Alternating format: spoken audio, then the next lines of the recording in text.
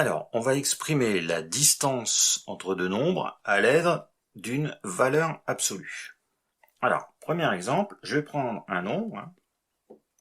Je veux les nombres qui sont à une distance maximale, plus petite en tout cas, que 3 par rapport au nombre 8. Donc, je prends ma droite pour représenter un petit peu tout ça. Donc, je veux autour de 8, je veux trouver les nombres qui sont un maximum 3 de distance. Ici.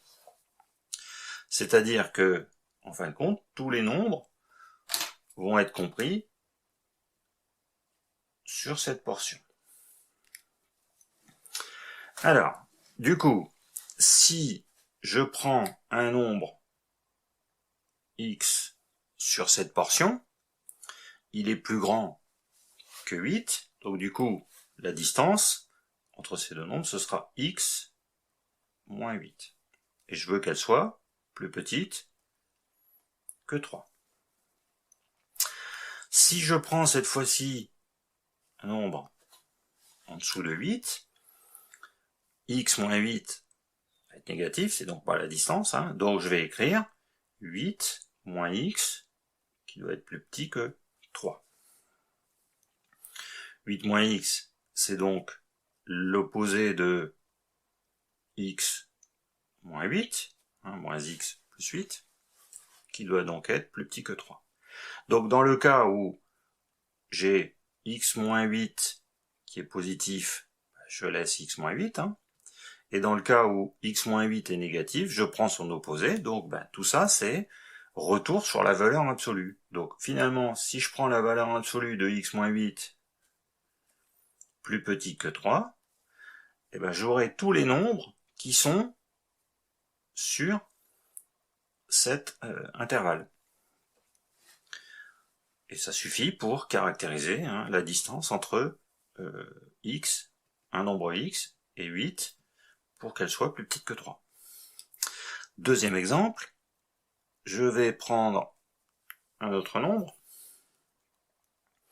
5, et cette fois-ci, par rapport à ce nombre, je veux une distance plus grande que 6.